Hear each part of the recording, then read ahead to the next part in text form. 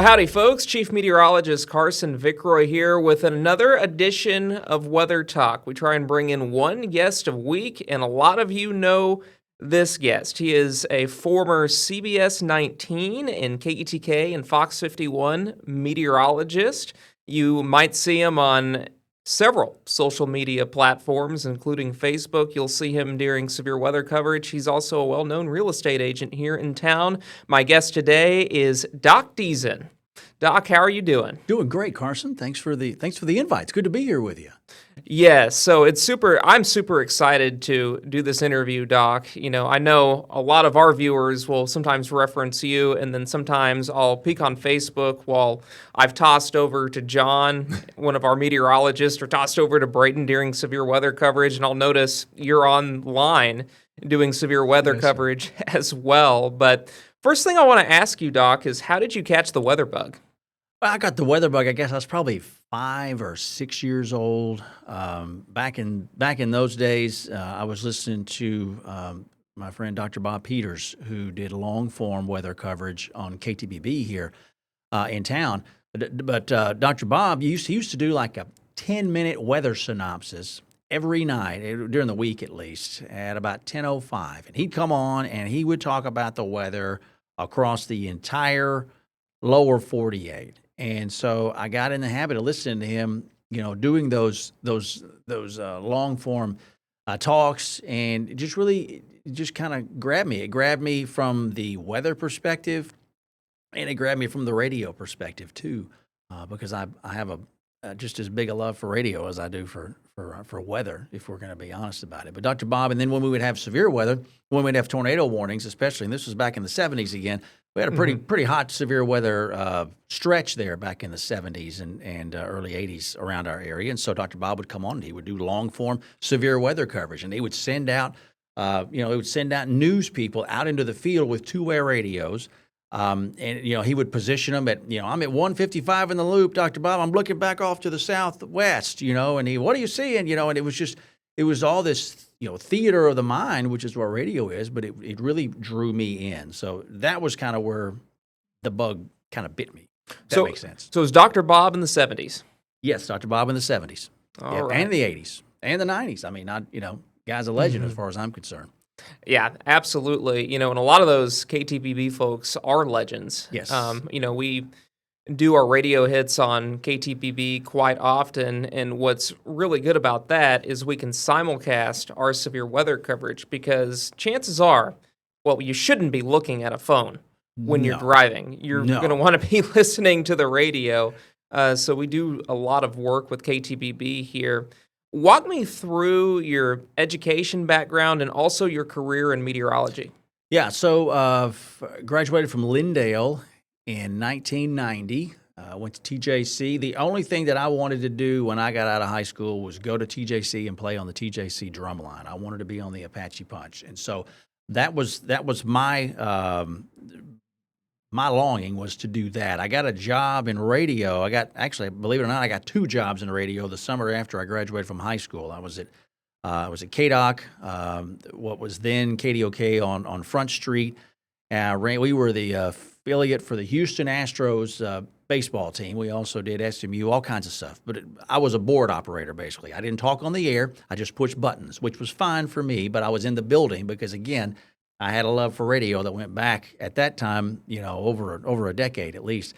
So I got another job answering phones over at what was then KYZS. We were the first Rush Limbaugh affiliate in East Texas back in that day. So that was a really big deal at the time, looking back on it.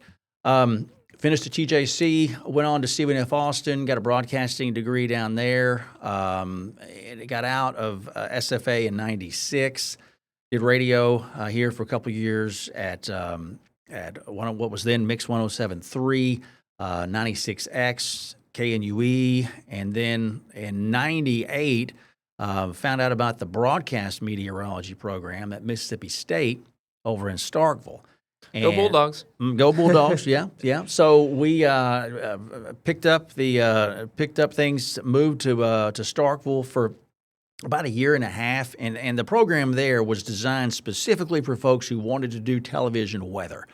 Initially, they had a correspondence program basically at the time where they would mail you VHS tapes of the lectures from your particular class that you were in. You get the textbook, you take your tests online. It was to the point where it was a very early runner of the online study program that you see advertised all over the world now. But State was doing it to a pretty high degree, and I would say they were setting a lot of trends in that day because of the amount of people that were coming in and being a part of the program. They had a lot of guys and girls who were coming out of military or who were a military station in particular places.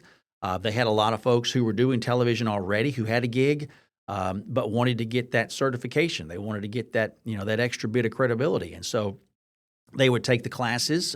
We all did. Eventually, I ended up in the correspondence program, but there was an on-campus program. I should back up, and I was in the on-campus program for about a year and a half, and then finished up in the off-campus program, as we called it, when I was here at 56 back in 2000, 2001. I think. What other questions did I not answer for you there, Carson? So talk about your career. You mentioned Mississippi State, which I will mention to our audience. I would say the majority of meteorologists that come out with a meteorology degree that you see on television do have that degree from Mississippi State. Yeah. A lot of the people we look at have that degree from Mississippi State if we're trying to make a hire, which it is a very, very good program, and I've been very impressed with all of the candidates that have come out of Mississippi State. But, Doc, I wanted to ask you about your career. As we mentioned, you've worked at a couple of stations here in the Tyler Longview market. Yeah. Where else did you have interviews, and where else did you work? So we started off. I started on the air in television New Year's Eve of 1999. So it was the Think Back Happy New Year. Y2K. All the craziness that surrounded that, where people were buying duct tape and plastic and ready for the absolute apocalypse to hit. So, Don't forget about the toilet paper and the milk. That's the milk, right, toilet paper there's and milk. bread and milk and toilet paper. You got the essentials of life. Yes, there you go. Of course. So I started at K10 in Denison up on Lake Texoma. About half of our coverage area was up in the southeast Oklahoma, and the other half was down along the Red River. We were just north of DFW, so, the vast majority of people I think that were watching us were probably doing so out of southern Oklahoma. So I was there for 6 months, got a call. I want to say I got a call probably Easter, maybe a little bit thereafter, about a weekend opening here at 56, and I can't remember who it was that reached out, but came here, interviewed. Started doing weekends at the time. It was neat because I got to come home. Saw a lot of severe weather though in that little stint at K10. That was the year of the big Fort Worth tornado that happened. You may remember some stuff on that. We were on the air that day, and then was here from 2000 until 2002. I did weekends. Eventually, did some weeknight stuff as well. It was John, myself, and our friend Dr. Robert Thornton, who just are dear folks. You were so fortunate to have John here. That guy's a stud. He is. Yeah, me, John, Robert, left here in the summer of 2002 and was approached by a station out in Abilene, what was the NBC station there at KRBC, and so took the chief's job there in 2002 and was there 2002 to 2004. That was unbelievable to be out there and do weather in West Texas. Was really cool. We saw a lot of stuff from grapefruit hail to dust storms to multi-vortex tornadoes, thunder, snow. It was crazy, and the people were incredible, and the weather was awesome. When it wasn't storming or your house was about to blow away, it was dang pleasant because the dew points, running in the 50s out there in July and August, and the wind's blowing at least 15 mile an hour. So it feels great. I remember getting out of the car.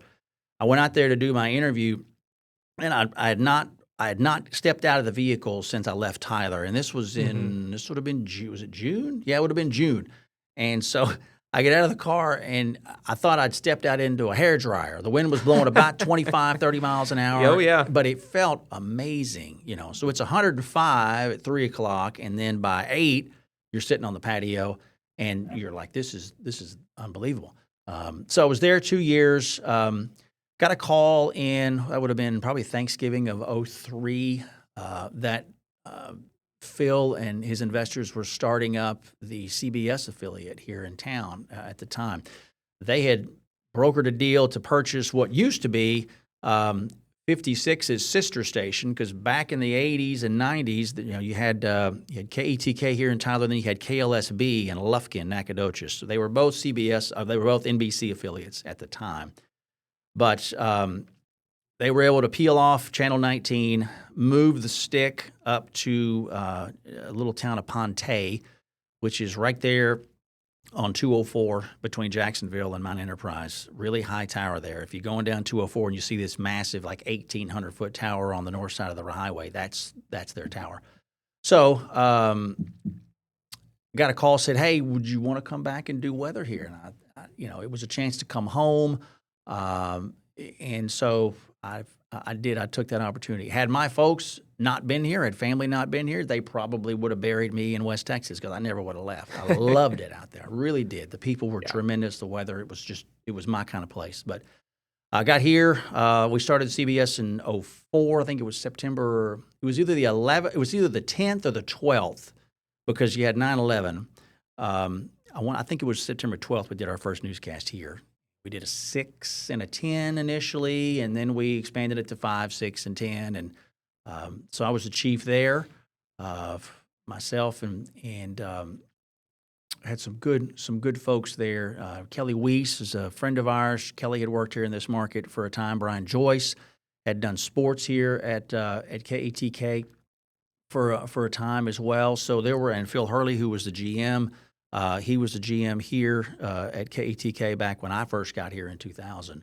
There were a lot of people who either were already in the building or eventually kind of migrated into the building over there through the time that I was there. I was asked to play at a golf tournament in 2005, probably, and met a lady who owned a real estate company here in town, and I was trying to figure out what did I want to do, where did I want to go. I didn't want to leave Tyler again, and so the thought was, what do I need to do to help ensure that that's going to be able to be a reality? Because as you know, this game, it ain't like you work at Whataburger and you go across the street to McDonald's, and work there. You're not doing that in television. Yes. So you got non-competes. You got a lot of things that can get in the way of that. And if you don't want to feel like you're a part of the circus moving from town to town every couple of years, then you probably need to have another line of work. So the real estate thing, the lady that I met, talked to her a little bit about it. Real estate at the time, this was '05, was blowing up. I mean, it was a really crazy time in that business. And so I just decided that, I think that's the direction I probably need to go. So I started working on my real estate license, kind of under the radar for a couple of years. And I see what you did there, Doc. Under the radar. See that? That's a good one. That's good. That's a good one. You're paying attention. I don't want to hog the conversation here. There we go. So I got real estate license in '07. And stepped away from television completely for about a year, I guess a year and a half, and talked to some different folks at a few different stations around the country. But the TV bug was something that I was able to kind of keep squared away, and but was able to was approached by the folks at CBS again in the latter part of '08. And my friend Dan Delgado, who was the news director there at the time, Dan and Kelly and I and Brian, we were the initial front four there at CBS when we started the station in '04. And so he had transferred to news director, and he said, "Hey, man, we'd love to see if we can make something work." And I said, "Well, I got to continue doing real estate, but we can do, I can give you something. I can give you a few hours a day." And so we put together something where I would do the 5, Monday through Thursday, and then John Adams would take the day off on Friday and Saturday, and I'd cover for him on Friday nights, and the weekend guy would handle Saturday nights, and John would come back on Sunday. And so it was a nice situation. Got to work with John, loved John, as I said. Got to work with a lot of people, because the thing about this business is it's not so much the job you're doing, it's the people you're doing the job with, and so it's about relationships. And so got to work with a lot of folks. Dear friend Jillian Sheridan came over, and you had Dana, and just a lot of really good souls, and Steve Jackson, and there's a long list there, Alan Casper. But we got to be involved with that for a while. Alyssa and I got married in '07, latter part of '07 in December. And then in 14, our daughter Lexi was born. And so it's amazing what, priorities and different things in life, how they adjust as you transition into different seasons of life. And so we were able to continue doing television there for a stint, and then stepped out of that completely. And what would that have been? 2018, I guess it was. Spring of 18. And while you're doing television, anybody will tell you that one of the things that management likes for you to do is to build your social media presence. And at the time, back in those days, I sound like an old fossil. Back in our day, the social media thing was big, but it wasn't nearly as big as it is now. But we were still trying to foster those connections with people, and so I'd built a pretty decent little, small little audience, I guess, at the time. But a lot of people I see, they step out of this and they just throw that to the wind and, forget about it. And I'm like, man, you kind of work hard for that. I don't really want to necessarily just throw it away. So started looking at some ways that we could do weather, continue kind of being a part of that, because it's fun. It's fun to connect with people. It's fun to feel like you're contributing. You hope you're a help to folks during times when maybe things are a little hairier than at others. And so just kind of started gradually working that angle. And it's been a lot of fun to do that and continue to do that and get some, you hear people, meet people out in the community. Met a guy, we were coming back in from our trip this last weekend, met a guy at Dairy Palace in Canton who came up and, said, man, enjoyed watching you. And that always makes you feel good, when you're out and about, and particularly when you're out of context. Most of the times people are looking at seeing you in this box, so it's neat to see people when you feel like you're able to, make a connection with them and help out and be there for them when they need you.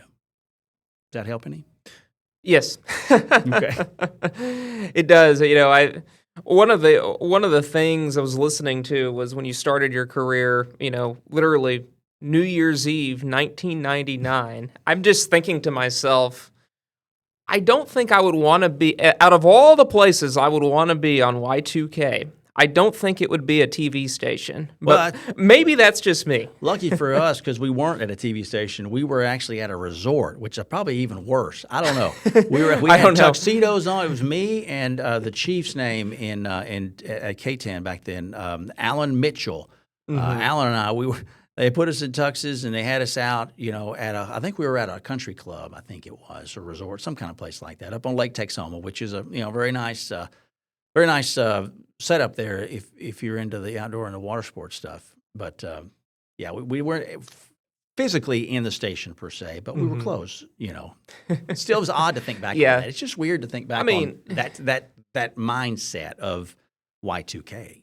Yeah, out of the different periods I've lived in, Doc, I've been very interested in current events, what's happening on in the world. So that just kind of amazes me that would be your first taste of things. But yeah. I'm going to ask you, how was the transition out of TV into real estate? What skills were you able to carry from TV to what you're doing for the majority of your time now?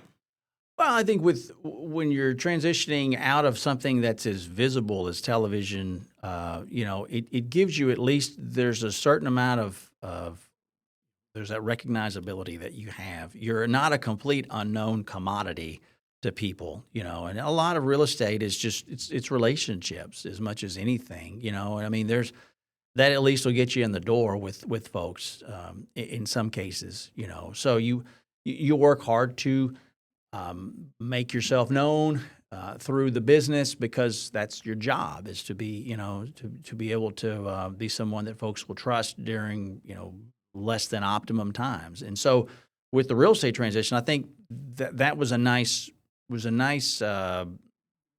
position to be in, having, been involved in that side of life for a while. So I think it helped me just to, more so than I would have been helped otherwise had I not had that platform prior to stepping into it. Does that help? Is that? Yes. Yeah. It was a crazy time though, because there's a certain point in there where people don't necessarily know who. I thought you're the weather guy, but you sell houses. You get that a lot. Which is understandable, because it's weird seeing people in two different places. Yep. That are that diverse. But it was still nice to be able to have that, at least that introduction to people. Helps to sometimes open doors that might not ordinarily be as easy to, push open. Well, Doc, and I think it's all about branding too. I mean, you built your brand as a TV meteorologist here in town, and you were doing this for several years. I mean, my hypothesis is not only has that helped you, build a name for yourself in real estate, but people will seek you out for severe weather coverage, crisis communication, whatever you want to call it, because one, you know a lot about East Texas. Born and raised in East Texas, you were talking about, what was it, Ponte a little while ago? Yeah, big city. Yeah. So, nowadays you'll see people talk about, well, I got my severe weather coverage from a station. I got my severe weather coverage from Ryan Hall, on YouTube, or Max Velocity on YouTube, or North Texas Storm Chaser. But what I tell people is, out of all the online weather meteorologists, weather people that we know of, I really enjoy Doc Deason's coverage, because he has an emphasis on local. He is easy to find. You can find him, I think, on Facebook, YouTube. You're starting to do a little bit on Rumble as well, from what I understand. So people can find you, from a multitude of sources, and you understand the area. I tell young people in this business all the time that the way you're going to be successful is if you build the brand, but in order to do that, you have to understand the people. You have to go to the gas stations, strike up conversations, go to the grocery stores, and know what people are talking about. So I think you've done a great job with that. And talk a little more about, Doc Deason's weather and the social media, because I know you post a forecast each morning, and obviously when the weather gets bad, you're up there streaming. Yeah, well, the forecast thing has been fun to do. It's forecasting is like anything else, for good or for bad. If you don't use it, you lose it in a lot of ways. Not that I ever had it, or I'm claiming to have had it, because I know there's plenty of forecasters out there way better than I am. But it's still, I think it's good to put that in to run those equations. I use that term very loosely. Run the numbers. See where things at. How are we trending? It's a topic of conversation that people always ask about, and it's fun just to kind of keep a hand in that game. I know we see good traffic on the daily forecast stuff. We see lots of traffic during the big severe weather situations, which is rewarding, as you know more than anybody. The fact that you got to get up and screw with this stuff at 2, 3, 4, 5 o'clock in the morning. You hope somebody's there watching, because otherwise, why are you doing it? And so it's been fun to like I said, be involved in things during those more pressing times, but also to be able to be a source for folks during the regular days. And you got your farmers and your ranchers and the folks who pay close attention to weather, a lot more than a lot of folks do. But at the same time, there's only so much you're going to be able to glean off of the app on your iPhone that says it's going to rain. There's a 63% chance of rain at 4 o'clock this afternoon. But that's what a lot of people go to get their weather. And, I like to think that we're able to give them a little bit more of the why in the weather versus just the what, as it involves a forecast and whatnot. But the Facebook thing has been fun.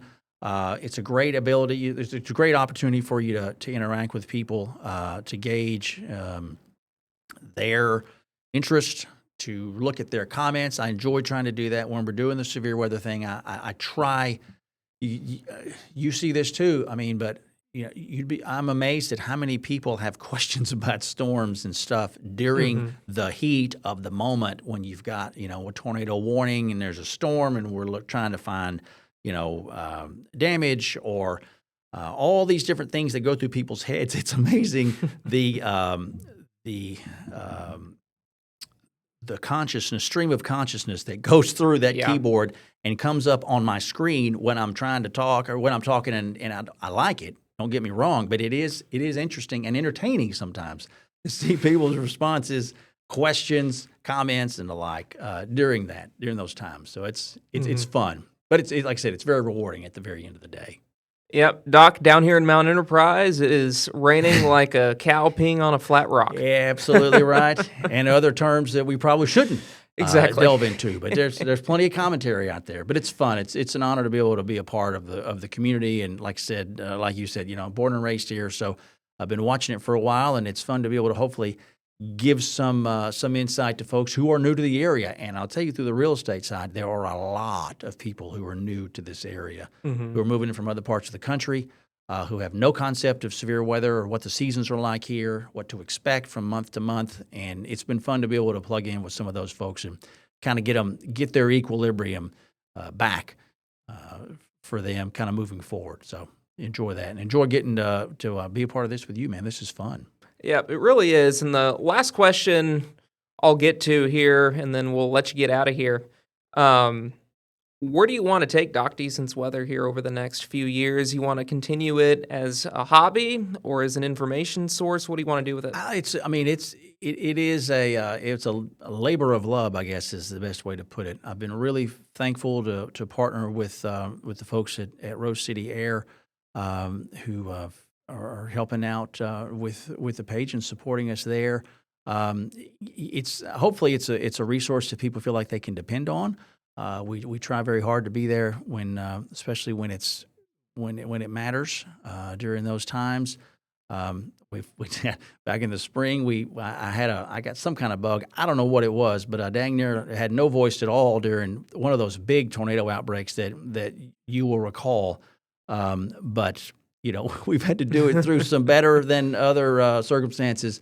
But I hope to continue to be able to provide something that people find compelling, interesting, and that they will see as worthwhile of their time. So hopefully we're able to continue to do that.